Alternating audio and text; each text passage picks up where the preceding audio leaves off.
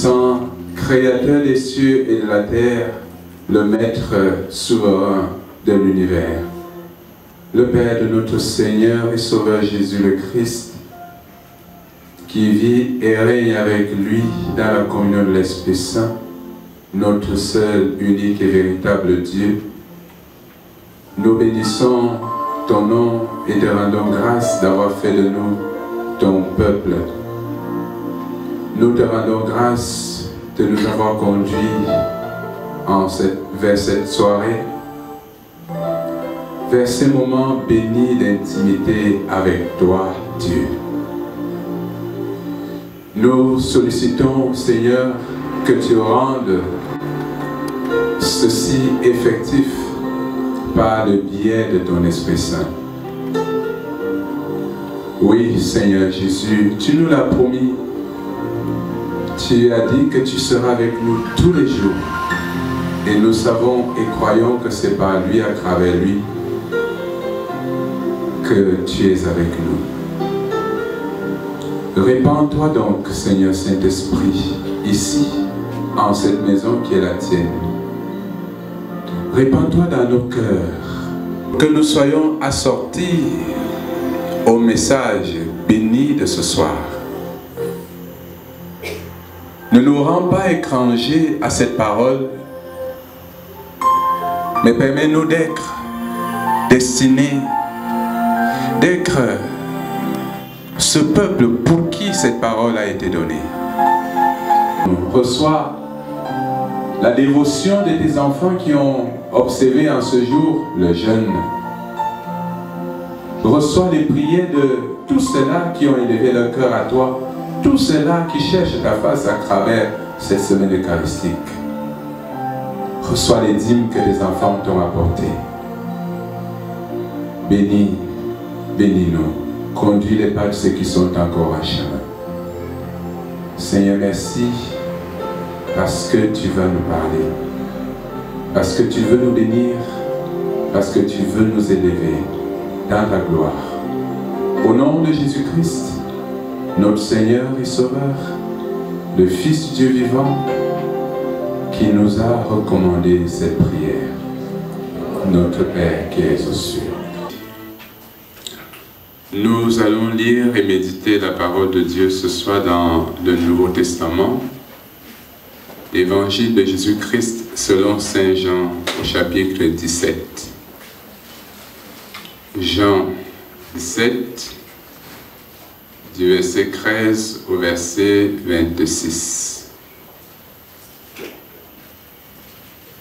Silence, silence.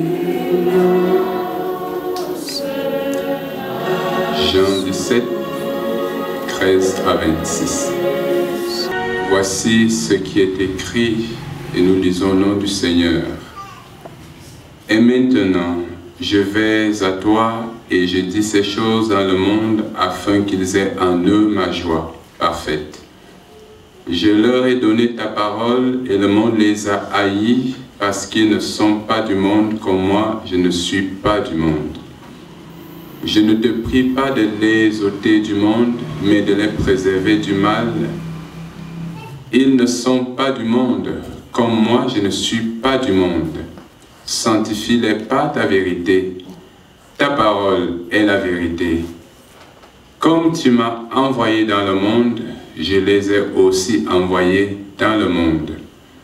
Je me sanctifie moi-même pour eux, afin qu'eux aussi soient sanctifiés par la vérité. Ce n'est pas pour eux seulement que je prie, mais encore pour ceux qui croiront en moi par leur parole, afin que tous soient un, comme toi, Père, tu es en moi, et comme je suis en toi, afin qu'eux aussi soient un en nous, pour que le monde croie que tu m'as envoyé. Je leur ai donné la gloire que tu m'as donnée, afin qu'ils soient un comme nous sommes un. Moi en eux, et toi en moi, afin qu'ils soient parfaitement un, et que le monde connaisse que tu m'as envoyé et que tu les as aimés comme tu m'as aimé. Père, je veux que là où je suis, ce que tu m'as donné soit aussi avec moi, afin qu'ils voient ma gloire, la gloire que tu m'as donnée, parce que tu m'as aimé avant la fondation du monde. Père juste, le monde ne t'a point connu, mais moi je t'ai connu, et ceux-ci ont connu que tu m'as envoyé. Je leur ai fait connaître ton nom, et je leur ai fait connaître afin que l'amour dont tu m'as aimé soit en eux, et que je sois en eux. L'herbe sèche, la fleur fane, elle tombe, cette parole demeure éternellement. Prions le Seigneur.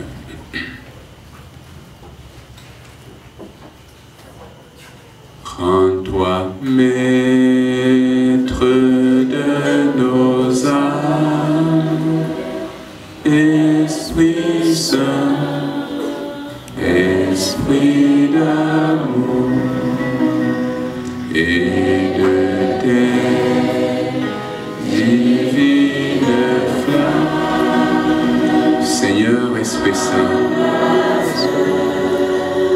voici ta parole qui a été lue. Cette prière essentielle du Christ en faveur du troupeau qu'il a laissé sur la terre. Viens nous donner d'en saisir la profondeur. Viens lever un pan du voile qu'il y a sur cette prière pour nos esprits. Enrichis-nous ce soir, dispose de ton outil. Seigneur, parle-nous, enseigne-nous, édifie-nous. Dispose de ton outil, Seigneur Saint-Esprit, pour la paix de ce peuple, la gloire du Christ, notre Seigneur et notre Sauveur. En son nom, nous te le demandons. Amen. Une fois de plus, bien-aimés frères et sœurs dans le Seigneur, bonsoir. Pendant nos semaines eucharistiques, la soirée de vendredi est une soirée spéciale parce que les enseignements qui sont dispensés visent la profondeur spirituelle, l'édification, je voulais dire l'approfondissement de la spiritualité du peuple de Dieu que vous êtes. C'est la spécificité des enseignements de vendredi et de cette soirée. C'est une soirée de recueillement approfondi dans le style de la retraite. Et ce soir, nous allons méditer sur un thème qui concerne notre relation, notre communion avec Christ, avec Dieu, notre intimité avec Dieu. Jésus nous donne, nous ouvre l'intimité de Dieu. Accepte l'intimité de Dieu. Jésus te propose l'intimité de Dieu. Jésus te donne accès à l'intimité de Dieu. Dans le texte de Jean, qui s'adresse à Dieu au sujet de son peuple. Le verset 21, Jésus dit, « Afin que tous soient un comme toi, Père, tu es en moi, et comme je suis en toi, afin qu'eux aussi soient un en nous, pour que le monde croie que tu m'as envoyé. » Au verset 22, il revient, « Je leur ai donné la gloire que tu m'as donnée, afin qu'ils soient un, comme nous sommes un. » Au verset 23, il insiste, « Moi en eux et toi en moi, afin qu'ils soient parfaitement un. » Au verset 24, il revient, « Père, je veux que là où je suis, ce que tu m'as donné soit aussi avec moi. » Jésus insiste. Jésus te veut dans la communion de la Sainte Trinité. Jésus nous veut non plus avec le monde, mais avec lui, avec le Père, avec le Saint-Esprit. Jésus nous veut en Dieu, avec Dieu.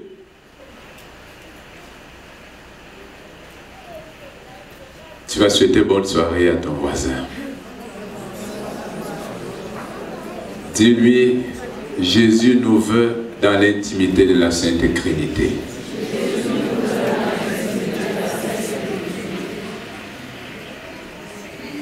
C'est à peine croyable, n'est-ce pas? Cette prière est formidable. Nous sommes des humains, des créatures. Eux, le Père, le Fils et le Saint-Esprit, les trois personnes, sont un Dieu, le seul, le véritable, l'unique, le tout-puissant, un seul Dieu. Et Jésus dit qu'il veut que nous soyons un. Comme le Père est en lui, lui dans le Père, il veut que nous aussi, l'Église, nous soyons dans cette intimité-là, pas une autre. Jésus veut que tu sois là-dedans.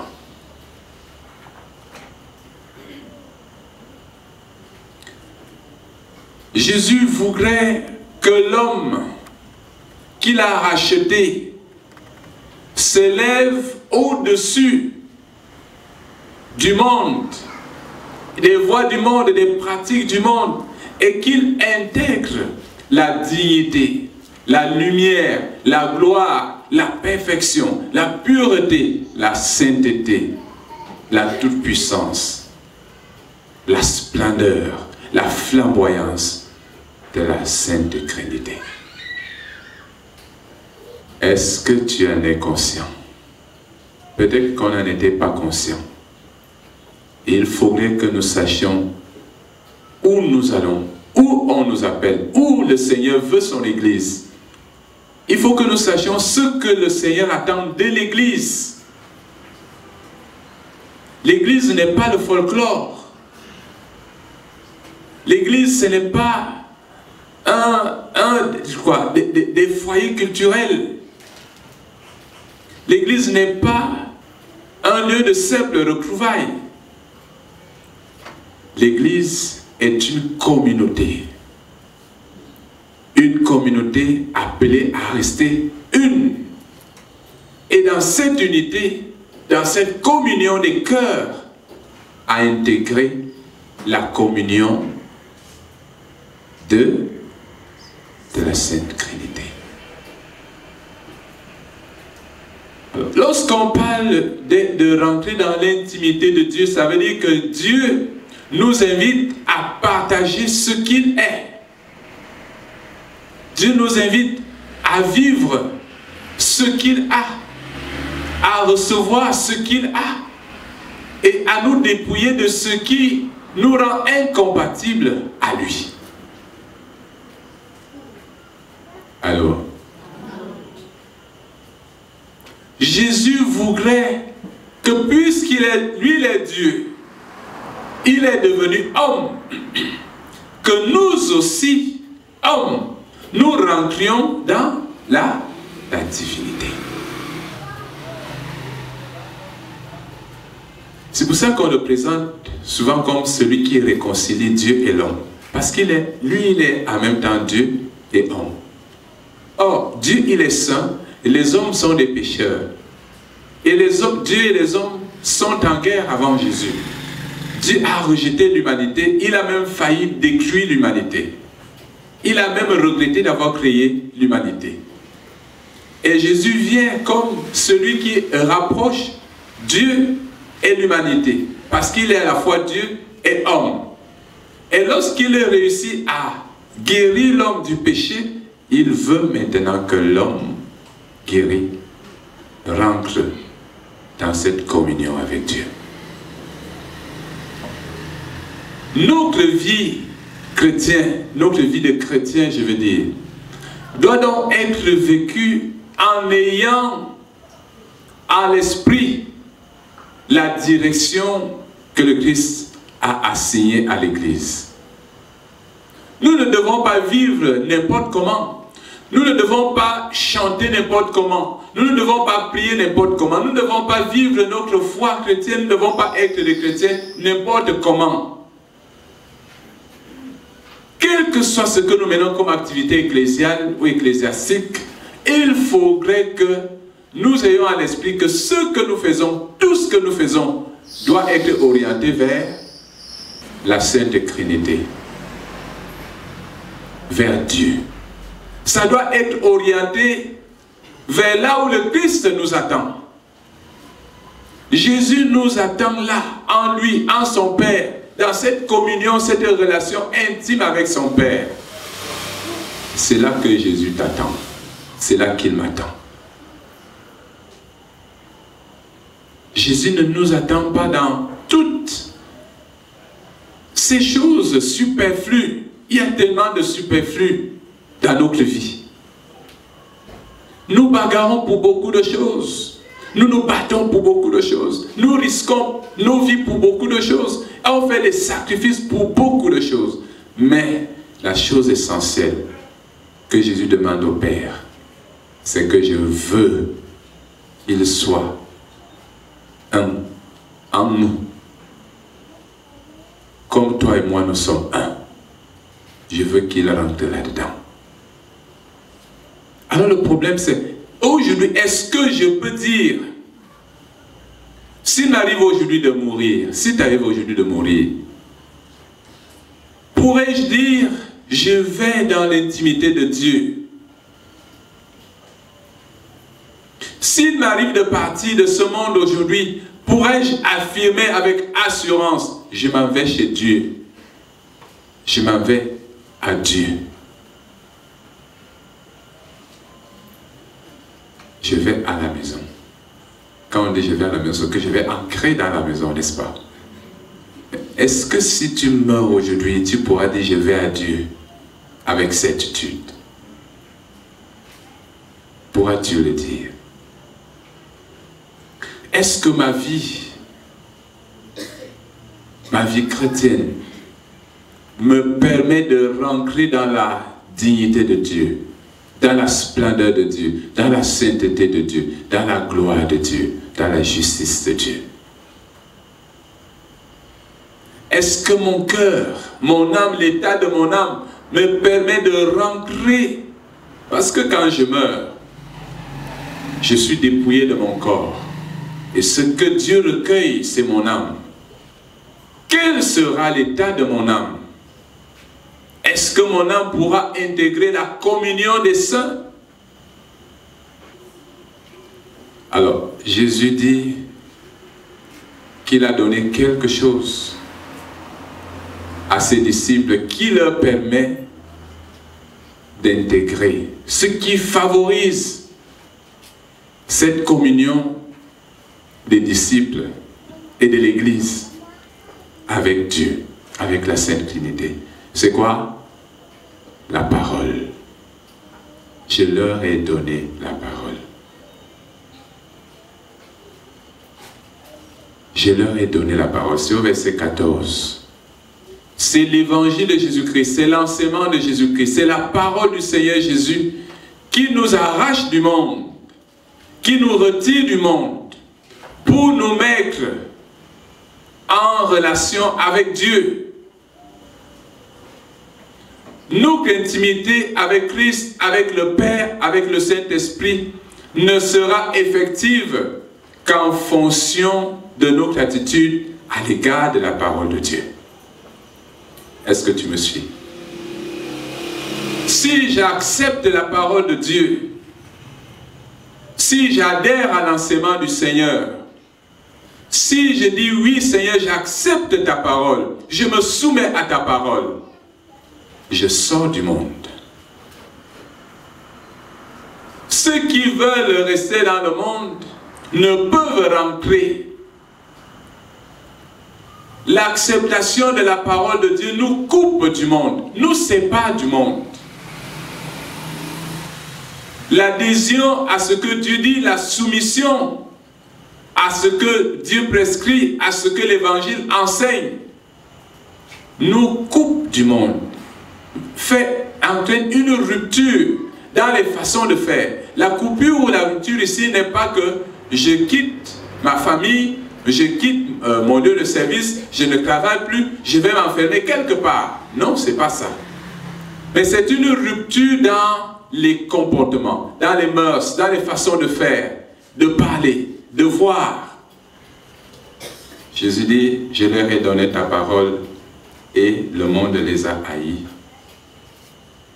parce qu'ils ne sont pas du monde. Dès que tu acceptes l'enseignement de Jésus-Christ, sache que tu sors du monde. Si tu veux rester ami du monde, tu deviens l'ennemi de Dieu. Et si tu veux être l'ami de Dieu, tu deviens l'ennemi du monde. Ah, voilà que nous retombons encore sur la méditation introductive d'hier soir. Il faut savoir choisir ses amis. Si nous avons choisi Jésus, si nous choisissons le Christ, sa parole, sachons que nous avons choisi pour ennemi quoi? Le monde. Il ne faut pas faire semblant. Il n'y a pas, c'est pas un jeu. Nous engageons notre vie. Nous engageons nos foyers, nous engageons nos lieux de service, même nos carrières. Quand nous choisissons de vivre sous l'autorité de Jésus. Parce que le monde a rejeté le Christ. La parole de Jésus ne fait pas du bien au monde. La parole de Jésus détruit le monde. La parole de Jésus éteint le monde. C'est un poison pour le monde. Parce que si tout le monde, si toutes les cultures se soumettaient à l'évangile, vous êtes d'accord qu'il y a beaucoup d'industries qui vont fermer, n'est-ce pas? Beaucoup d'industries vont fermer.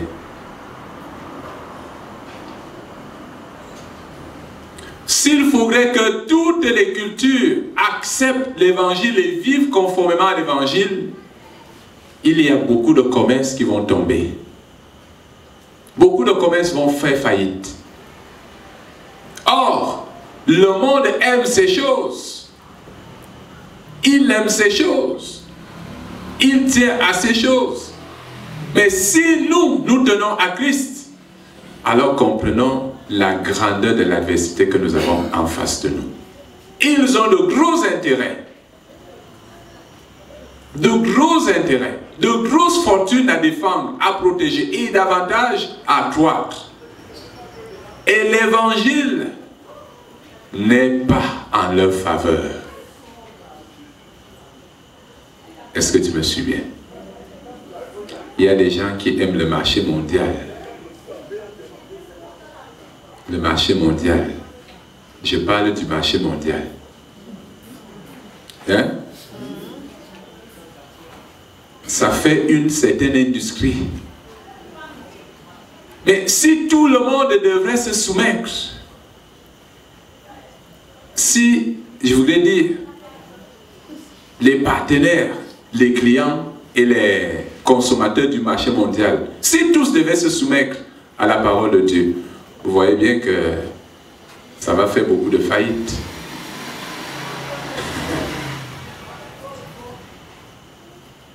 Choisir Jésus-Christ n'est pas un jeu. C'est un engagement qui implique votre vie. Ceux qui sont dans l'administration, qui sont dans les affaires, choisir le Christ, c'est quitter les façons de faire les affaires du monde, les façons de travailler du monde. La parole de Dieu. Jésus dit, je vous donne un commandement.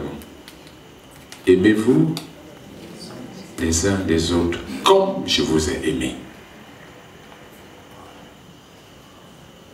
Voilà le nouveau commandement. Le nouveau commandement, ce n'est pas aime ton prochain comme toi-même. Ça, c'est l'ancien commandement. Jésus parfait ce commandement en nous recommandant d'aimer comme lui, de nous aimer comme lui, il nous a aimés.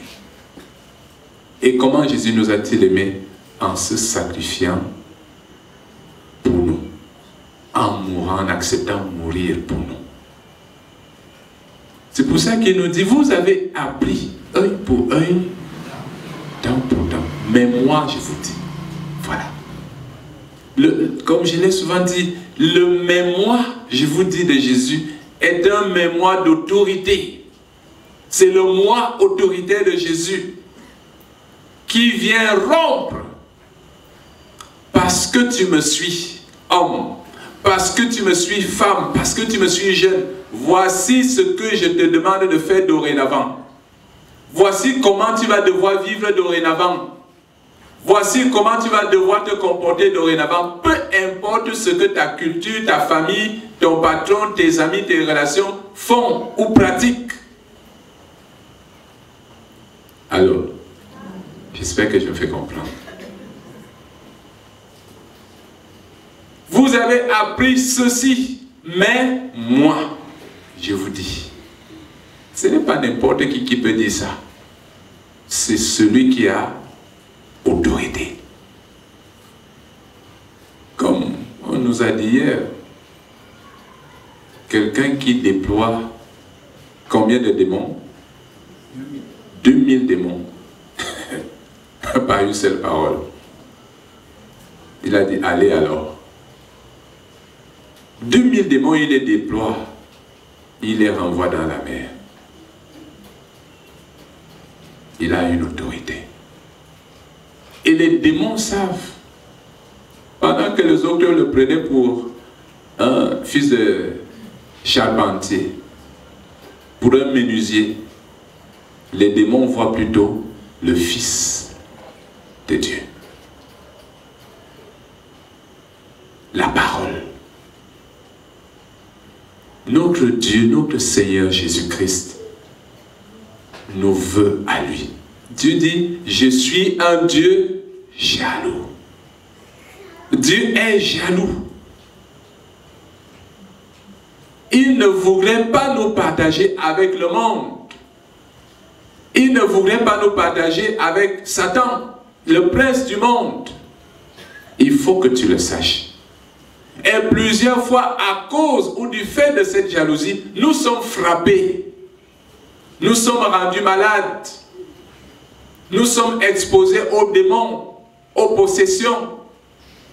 Nous sommes livrés à des chutes, à des licenciements et à toutes ces calamités que nous vivons. Parfois à cause de la colère de Dieu. Quand nous avons excité sa jalousie. Dieu est jaloux. Qui ignore ce que c'est que la jalousie? Quelle est la femme qui ignore ce que c'est que mon mari est jaloux? Quel est l'homme qui ignore ce que signifie que ma femme est jalouse? On sait, non? Chacun sait. Ta vie, ma vie de chrétien.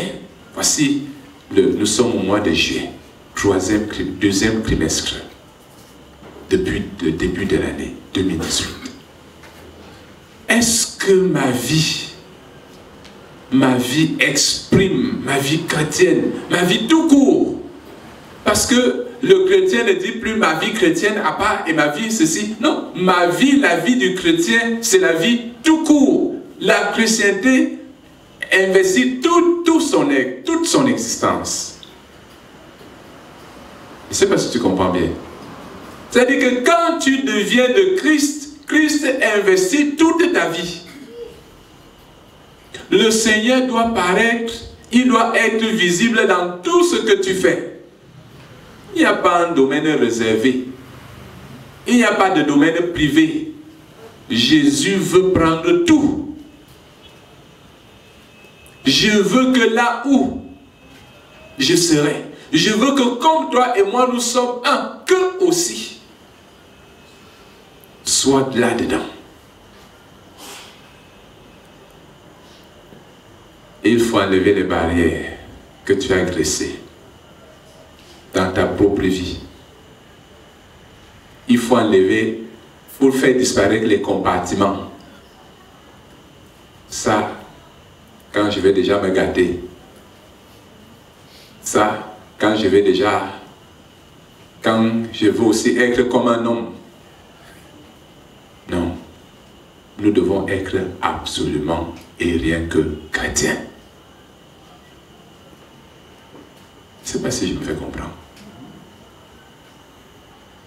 Si je me retrouve en train de faire, malgré moi, c'est-à-dire du fait de la faiblesse de ma chair, en train de commettre quelque chose de pas bien, il faudrait que malgré cela, qu'on voit que non, en dépit de ça là, c'est un chrétien. Le chrétien pêche par faiblesse. Il ne pêche plus par volonté.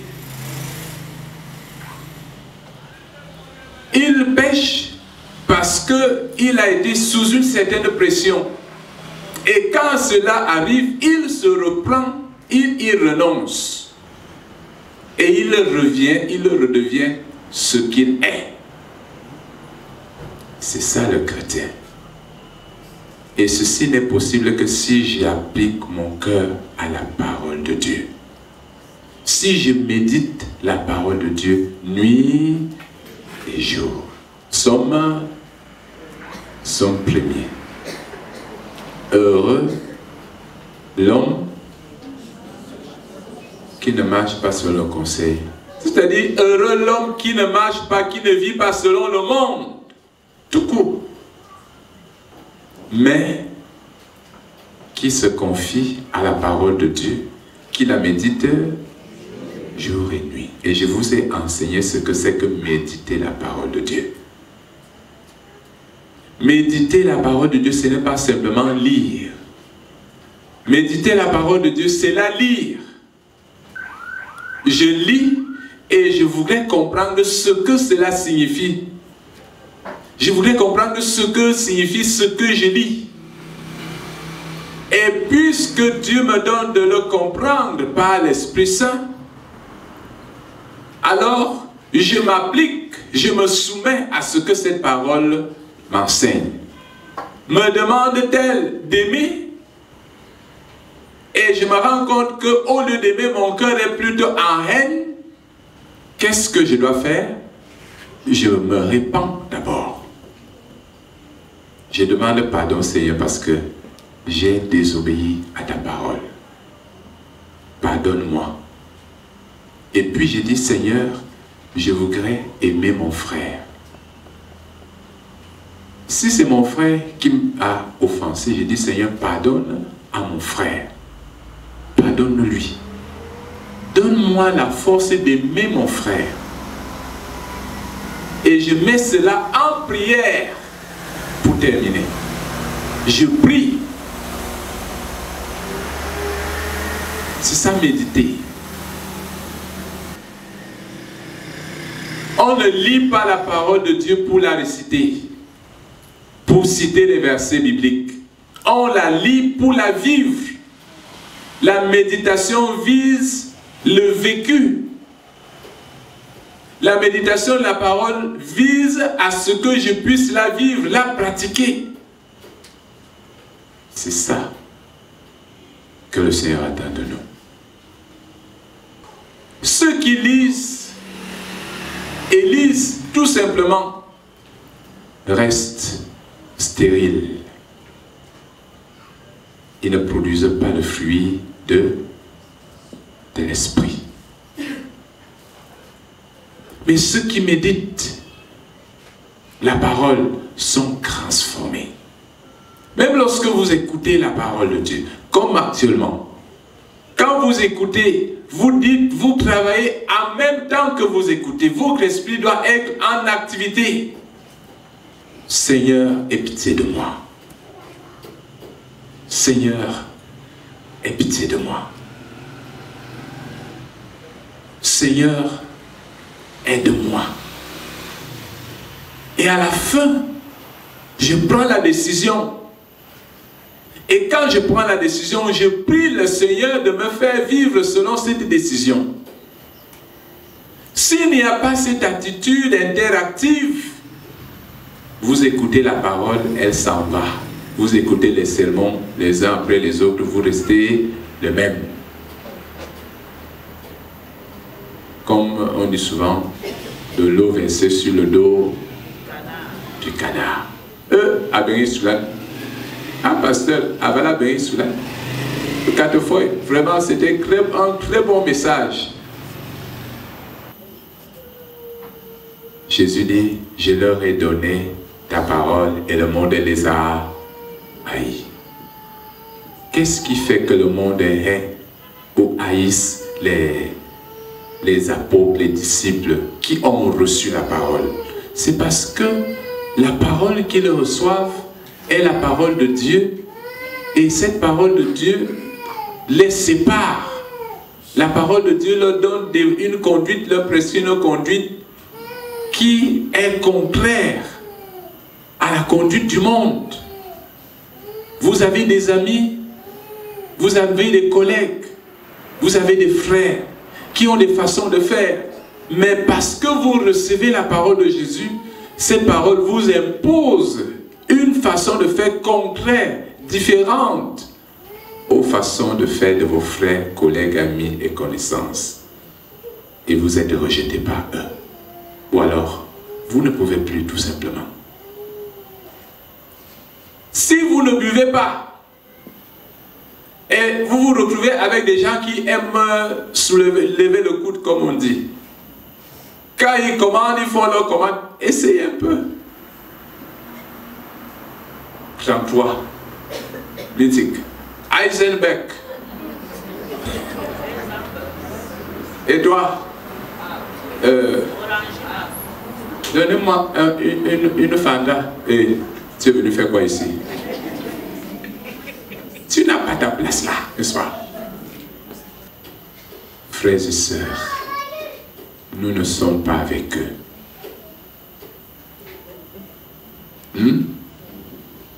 Bien bindi bon samba. Tu es à part. Même s'ils prospèrent, qu'ils réussissent, qu'ils montent, tu n'es pas des leurs. Attends ton tour et ta part. Dieu est jaloux. Du fait de sa jalousie, Dieu peut te préférer malade, couché. Du fait de sa maladie, Dieu peut te préférer célibataire pendant des années. S'il se rend compte que ce que tu veux avoir là va te séparer de lui. Écoutez la prière de Jésus. Jésus tient. Il tient à nous avoir avec lui en Dieu.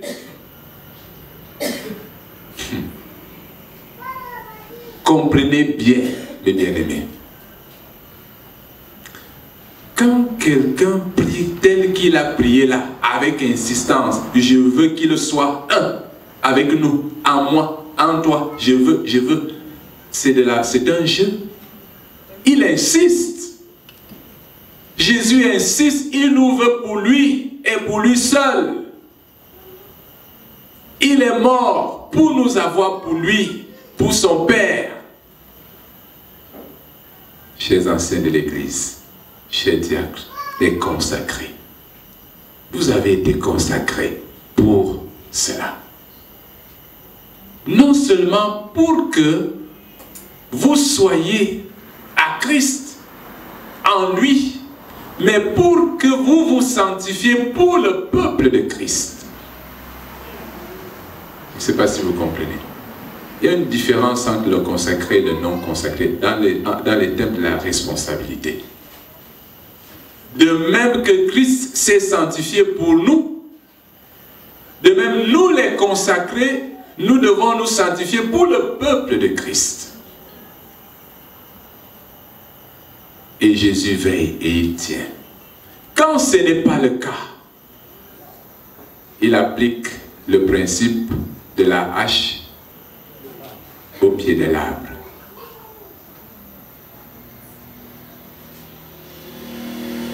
Le principe de la hache au pied de l'arbre. Quand tu ne peux plus produire, quand tu n'es plus ce que Jésus attend de toi, alors tu deviens un cep coupé. Tu deviens une branche coupée du tronc et tu vas dessécher, jeter au feu. Bien-aimés, ce message vise à nous rappeler que nous ne sommes pas là n'importe, nous ne sommes plus libres de faire n'importe quoi une fois que nous sommes devenus des chrétiens. Nous ne sommes plus libres d'aller n'importe où. Et c'est à dessein que Jésus a fait cette prière. C'est à dessein qu'il a fait cette prière. C'est à dessein. Afin que nous sachions ses intentions, ses désirs, son vœu. Comment il est? Jesus a son yon a zobu. Et on a que yon Jesus a son abo. Ayi que no yon a niwo a son boté engui. On parle de la rédemption. Il y a le rachat. Quand on te rachète, celui qui te rachète pour quelqu'un d'autre. Quand tu es un esclave et quelqu'un vient mourir pour te sortir de l'esclavage, pour que tu ailles encore chez celui qui te retenait esclave. Est-ce que vous voyez un peu la folie là? C'est insensé. Dieu ne peut pas nous délivrer de l'esclavage du péché pour nous renvoyer encore libres vers le péché. Sachant bien que le péché va nous détruire, alors qu'il est venu lui pour nous donner la vie. Jésus nous délivre pour que nous appartenions à son Père. Applique donc ton cœur à la parole. La parole dit, recherchez la paix et la sanctification, sans laquelle personne ne verra Dieu. Ça aussi, c'est la parole de Dieu. Est-ce que tu recherches vraiment la paix? Est-ce que tu recherches vraiment la sanctification? Combien parmi nos désirs, je parle de désirer la sanctification. Et vivre dans la sanctification, c'est vivre dans le sens de se purifier, de se rapprocher de cette perfection de Dieu. Elle consiste dans l'obéissance à la parole de Dieu, dans la louange, la dévotion et le respect de Dieu, la sanctification. Alors Hébreu dit, recherchez cela. En même temps que je cherche à être en paix avec mon frère et ma soeur, c'est-à-dire en l'aimant, en pardonnant, en même temps aussi, je dois désirer plaire à Dieu par ma vie. Une vie de pureté, une vie d'abnégation, une vie de retenue, de privation. Rechercher premièrement quoi? Quand il parle du royaume de Dieu, c'est le règne. Le règne. Recherchez d'abord à ce que Dieu règne en vous. Que Dieu domine en vous. Et que votre cœur s'applique à la justice du ciel. Alors, quand vous êtes déjà dans l'intimité de Dieu, dans la gloire de Dieu, dans la vont venir d'être. Hein? Ça. Jésus dit, je ne te prie pas, parce que le monde est du mal. Le monde est plein de mal. C'est-à-dire le mal en gros. Et il est aussi plein de maux. les mots. Il en est plein. Nos familles, plein de mots. Nos lieux de service, plein de mots. Même à l'église, plein de mots. Que faut-il faire? Certains disent il faut quitter la famille. Ta famille est une famille de sorcières, de sorciers. Il faut quitter ta famille. Ta mère sorcière, ton père sorcier. C'est même ton père qui est le chef des sorciers de ton village. Tous tes frères là, c'est des sorciers, tes sorciers, sorciers. Ton père a mis la sorcellerie là, tous. Il n'y a que toi qui es seul. Quitte ta famille. Jésus dit, je ne te demande pas de les ôter. Ils ont reçu l'évangile, alors leur famille les a rejetés. C'est aussi ça, hein? Hein? Je leur ai donné ta parole, celle que tu m'as donnée. Et à cause de la parole qu'ils ont reçue, les voilà rejetés par leur famille. Père, je ne te demande pas de les ôter de leur famille, mais de les préserver du mal. C'est ça. Nous sommes invités à vivre dans nos familles, nos lieux de service, partout où nous sommes, malgré le mal. Nous sommes invités à y vivre avec la lumière du Christ. Dieu lui-même nous préserve du mal. Délivre-nous du mal. Ce n'est pas délivre. Je ne suis pas très d'accord avec délivre-nous du malin parce que nous ne sommes plus captifs du malin. Hein? Nous ne sommes plus captifs du malin. Nous sommes... Le mal a été condamné dans notre chair. Dans notre chair, c'est dans la chair que le mal a été ôté de notre âme, de notre esprit. Nous sommes libérés sur le plan de notre âme et notre esprit du péché. Mais il a été livré, condamné dans la chair, dit l'Écriture. Maintenant, nous prions le Seigneur de nous délivrer du mal. Que nous ne soyons plus sous l'emprise du mal. Et que le mal ne nous atteigne pas. Dieu veille sur toi. Quand tu es dans le Seigneur, sache que Dieu lui-même veille. Est-ce que tu comprends? Cette prière que Jésus a faite, elle est exaucée. Elle est déjà exaucée. Il faut que tu le saches. Quand tu es dans le monde n'a pas d'emprise sur toi. Les démons n'ont pas d'emprise sur toi. Notre combat n'est pas vraiment amené contre les mauvais esprits, puisque vous ne voyez pas les mauvais esprits. Notre combat véritable est amené contre notre peur. Nous avons peur. On a peur des démons, on a peur de nos frères, on a peur de nos parents, on a peur de nos cousins. Au lieu d'avoir peur de nous, devons plutôt les aimer. Je ne te demande pas de les ôter du monde, mais que tu les préserves du mal. Vous m'avez benowo. Et si da benowo, à mon tobe, ça me dit Jésus ça, le mot était. Un d'abord de Dieu, Baba, tu n'as de ta maison, ta famille est une famille de sorciers. C'est même là-bas que Jésus t'envoie. Que dire alors de certains prédicateurs ou je ne sais pas, ou prophètes qui demandent à leurs fidèles ou à certains fidèles de quitter leur famille? Que dire lorsque Jésus lui s'exprime ainsi? Même si on te hait dans ta famille, Jésus dit que va. Même si on nous hait dans nos lieux de service, Jésus nous demande d'y être. Pourquoi faire? Allô? Pourquoi faire? Pour prier. La présence d'un enfant de Dieu est une présence influente. Est-ce que tu me suis? Si Dieu est en toi et toi tu es en Dieu et tu te retrouves quelque part, tu penses que qu'est-ce qui va se passer? À travers, tu es une sorte d'antenne céleste.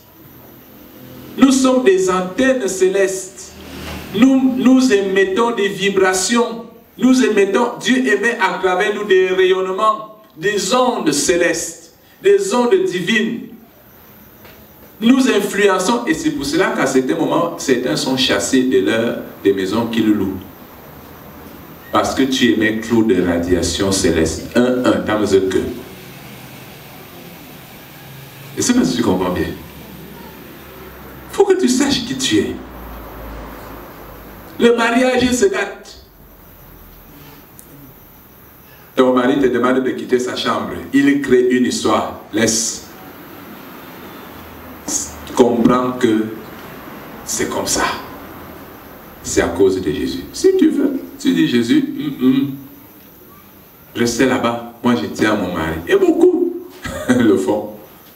Mon mari a dit qu'il ne veut plus entendre parler de Dieu chez lui. Et elle aussi, elle ne parle plus de Dieu chez elle.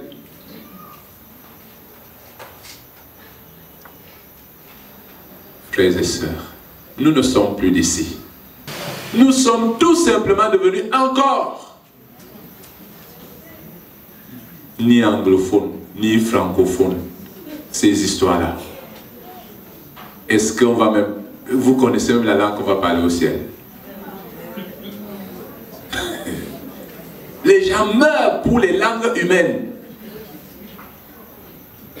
Vous pensez que c'est le français qu'on parle aujourd'hui que Jean Calvin parlait? Non. Non. Vous pensez que c'est l'anglais qu'on parle aujourd'hui que comment on l'appelait? Shakespeare parlait?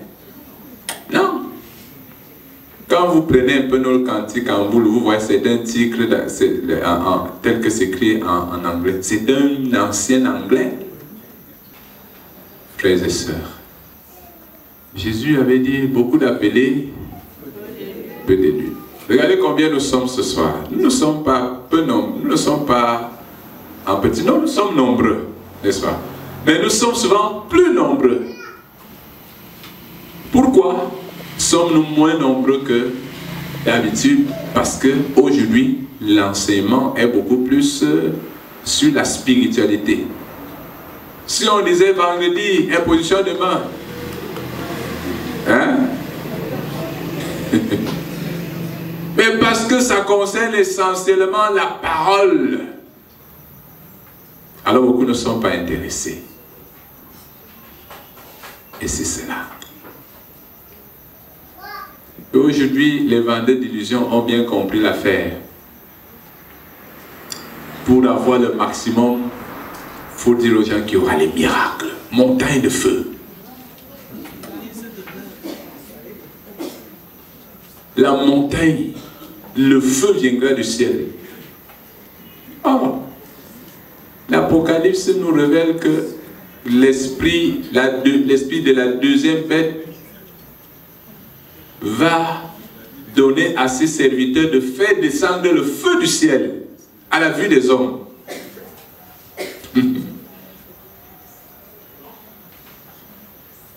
La deuxième bête qui sort de la mer a des cornes semblables aux cornes de l'agneau, c'est-à-dire un pouvoir semblable au pouvoir de Jésus-Christ, mais le verbe, son propos, sa voix est plutôt celle de Satan. Les miracles, oui. La puissance, oui. C'est comme la puissance de Jésus. Mais quel est le fond de l'enseignement? Quel est le fond de l'enseignement? C'est là qu'on identifie la parole de Dieu. C'est l'authenticité de ceux qui parlent au nom de Jésus. Frères et sœurs, Jésus veut que nous soyons dans l'unité, dans l'amour, dans la paix, en communion avec lui, en suivant sa direction, en étant conforme à lui. Notre unité doit être une unité dans les mœurs avec Christ, une unité d'essence, une communion d'essence, une communion de nature, une ressemblance, une conformité avec le Christ. Saint Paul dit, même s'il y a divergence de dons, ces dons viennent d'un seul et même esprit, n'est-ce pas? et c'est pour tout le monde. Ceci veut dire que dans la communauté des enfants de Dieu, quand nous sommes unis, quand nous sommes dans cette unité-là, on ne devrait pas avoir des divisions. Il y a la variété. Paul n'est pas Pierre, Jean n'est pas Jacques, mais unis par un même esprit, ils arrivent à se comprendre et même à se tolérer. Enfin, le Seigneur dit, je leur ai donné ta gloire. Dans cette unité, dans cette intimité avec le Christ et avec Dieu, nous partageons la gloire de Dieu, la victoire de Dieu, le succès de Dieu. Là où le Christ a réussi, nous allons réussir. Même si vous avez l'impression que vous êtes réduit, tant que vous êtes en intimité, en communion avec la Sainte Trinité, la victoire est de votre côté. Est-ce que vous me suivez? Ce n'est pas une affaire d'âge. Ne regardez pas votre âge. Dis-toi, tant que je suis dans l'intimité du Père, du Seigneur, je sais que je suis dans la gloire. Et si je suis dans la gloire, si ma gloire n'est pas encore visible là, sachez une chose, c'est qu'elle sera visible. Permets aux autres de se déployer. Permets à tes ennemis de se déployer en disant, en proférant toutes ces paroles qui sont mauvaises, qui sont méchantes à ton égard. Hein? Le temps de la manifestation de la gloire de Dieu qui est sur toi arrive. Autrement, Jésus dit qu'il nous a donné la gloire que le Père lui a donnée, la gloire qu'il avait auprès du Père avant la fondation du monde. Jésus nous la communique. Si nous sortons de l'intimité avec le Père pour rentrer dans le monde, nous perdons cette gloire et nous rentrons dans l'infamie, dans l'opprobre. Parfois, nous avons l'impression, nous nous retrouvons face à l'oppression du monde et nous abandonnons la dignité, la gloire pour aller nous salir, nous couvrir d'opprobre. Et quoi? On se retrouve dans la boue et on dit, je ne sais même pas ce qui se passe dans ma vie. Comment tu ne sais pas? Comment tu dis que tu ne sais pas?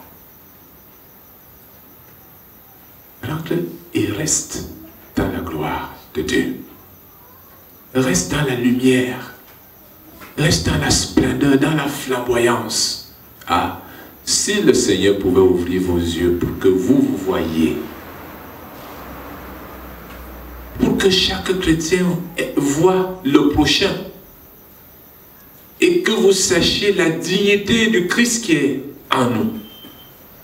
Vous n'allez plus vous mépriser même si vous n'avez pas où dormir. Vous n'allez plus vous mépriser même si vous allez nu-pieds. Jésus nous a donné la gloire du Père.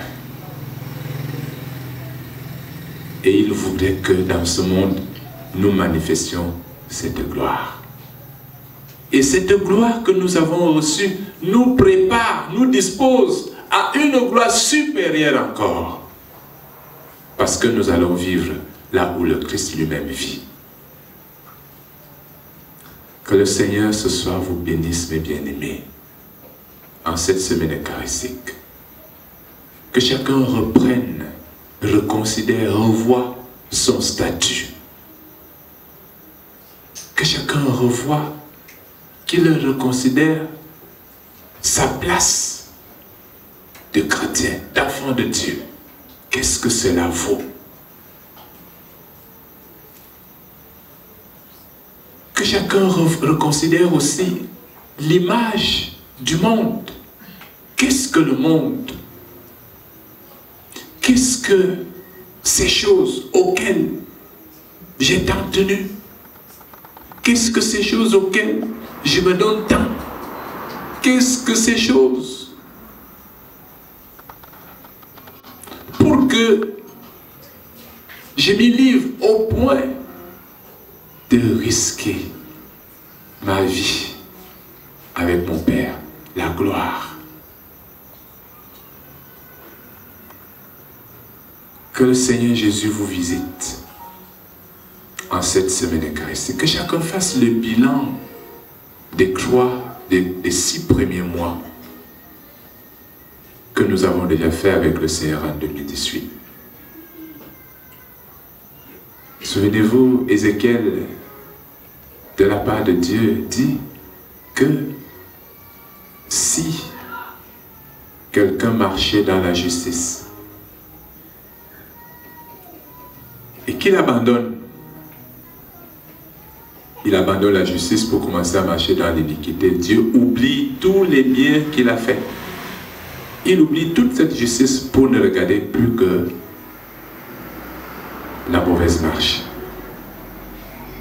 Mais si quelqu'un marchait dans l'iniquité, même s'il a fait 100 ans dans l'iniquité et qu'il décide de commencer à marcher dans la justice, Dieu oublie tous les 100 ans d'injustice pour ne considérer que les quelques jours de justice. La foi d'un enfant chrétien sanctifie sa famille. Ta présence sanctifie. Parce que tu es gloire. Et parce que Jésus lui-même veut que tu sois là. Je sais que c'est dur, mais avec le Christ, nous sommes sûrs de réussir. Je nous invite à nous recueillir maintenant, chacun en soi-même, pour dire merci au Seigneur pour cette parole, pour cette révélation. On s'est souvent cru si éloigné de Dieu. On s'est souvent cru si très éloigné de Dieu. Pourtant, Jésus nous rapproche. Il ne nous rapproche pas simplement, mais il nous introduit en Dieu lui-même.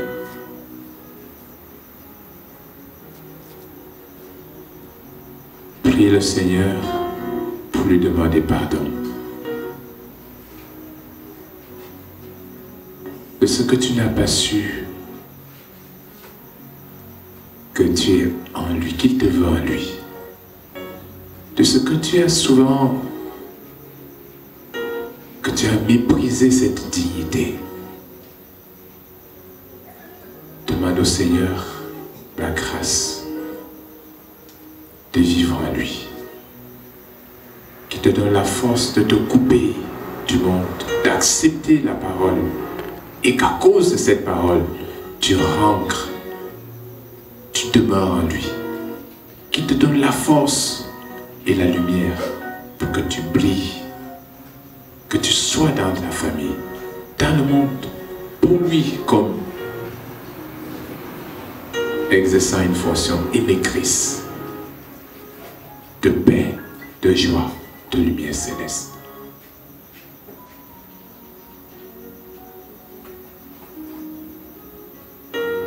Pour toi, mon âme est créée aimable et doux sauveur, dans les jours de Christ, et sous du grand soleil. Merci pour le don de ta vie. Merci pour le don de ton Esprit Saint. Merci Seigneur d'avoir frayé ce chemin qui nous donne accès à l'intimité de Dieu.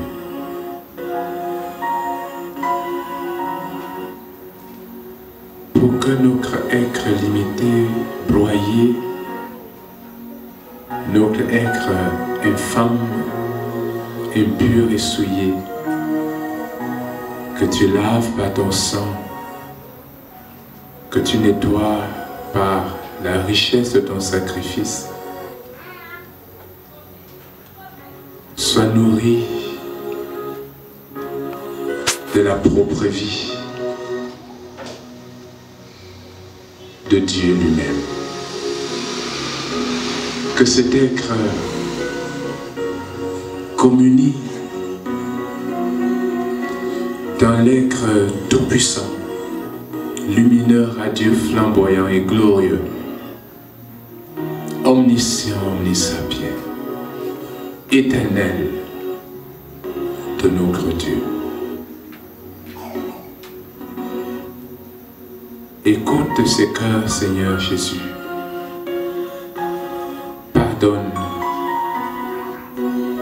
Pardonne les faiblesses, les manquements, les folies, l'ivresse du monde. L'ivresse mondaine lorsque elle a sévi dans les cœurs, lorsqu'elle a emporté tes enfants.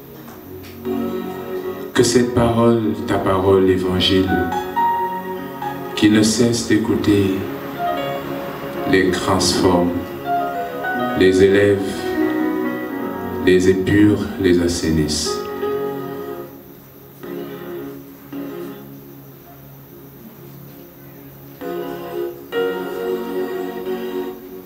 Saint-Esprit, répands-toi dans nos cœurs.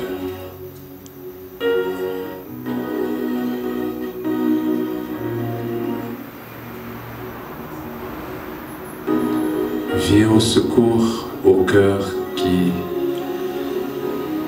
se battent pour être libres. Viens au secours à ces cœurs qui veulent se libérer de la chair, qui veulent se libérer de la haine, qui veulent se libérer de la colère, des rancœurs, des blessures, des frustrations. Viens au secours, Saint-Esprit. Donne-leur le courage de dire, j'arrête, je pardonne. Viens au secours de ces cœurs qui luttent contre la convoitise, contre la concupiscence, qui luttent contre l'adultère, la débauche, la prostitution, l'infidélité, l'ivrognerie, l'idolâtrie, le syncrétisme. Seigneur, Saint-Esprit, viens au secours, car sans toi, ils ne parviendront pas. Nous ne pouvons rien sans toi, Saint-Esprit.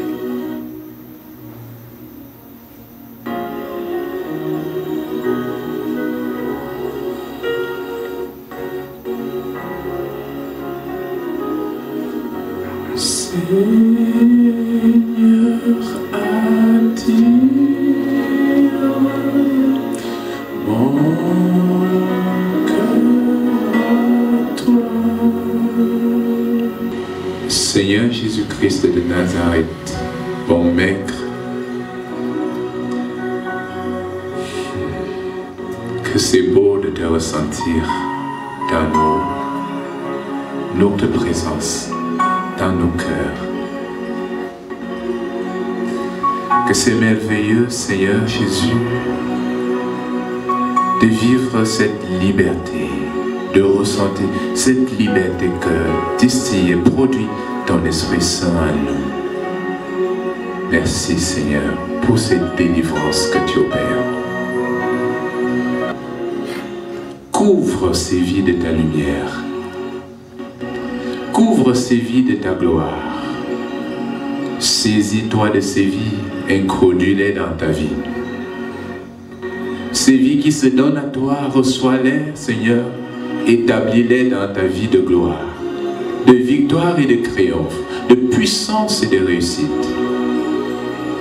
Introduis ces vies qui s'offrent à toi dans ta vie de sainteté, de pureté, d'élévation.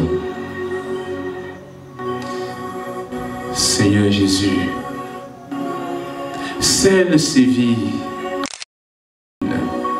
au communautaire du Père, du Fils et du Saint-Esprit, comme tu l'as voulu, comme tu l'as demandé. Fais de Corneillé encore le pasteur, les anciens, les tiers candidats à ces charges, les associations, les fidèles, les chorales.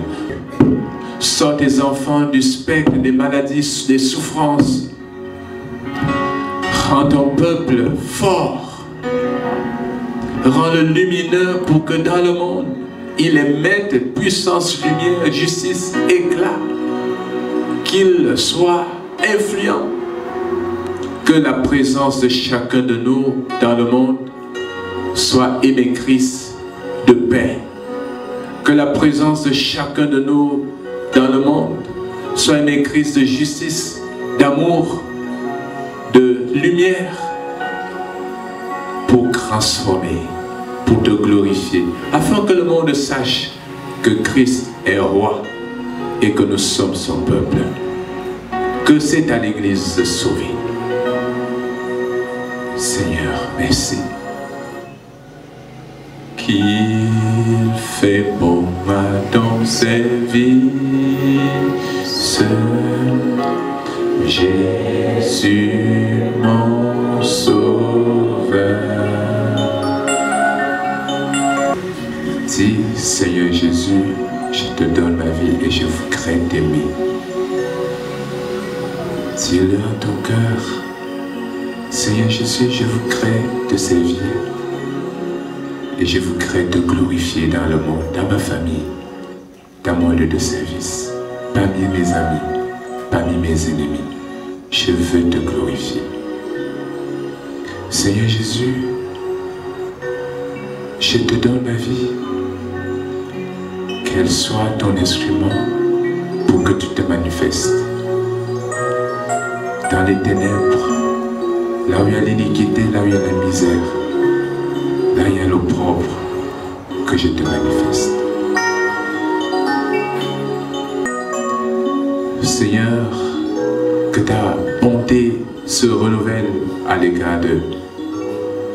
Que tes compassions abondent en leur faveur. À toi la gloire. Au nom de Jésus-Christ, Père éternel, nous t'adressons cette prière. Notre Père qui es aux cieux, que ton nom soit sanctifié, que ton règne vienne, que ta volonté soit faite sur la terre comme au ciel. Donne-nous aujourd'hui notre pain de ce jour. Tout-puissant, notre bon Père céleste, au terme de cette soirée de recueillement, nous élevons nos cœurs en action de grâce pour te dire merci, pour t'adorer et te célébrer. Merci Seigneur. Déverse sur nous cette pluie de grâce, de bénédiction, de richesse, afin que ton peuple soit ce que tu avais dit, ce que tu dis qu'il est, ce que tu veux qu'il soit. Père, bénis ce peuple, rends-le fier de ta voix, fier de ce statut que tu lui donnes, celui de fils et fille de Dieu. Recevoir les offrandes que voici, bénis-les, sanctifie-les.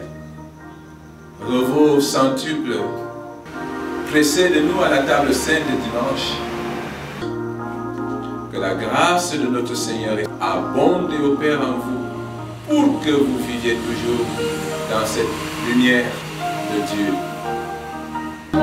Amen. Shalom.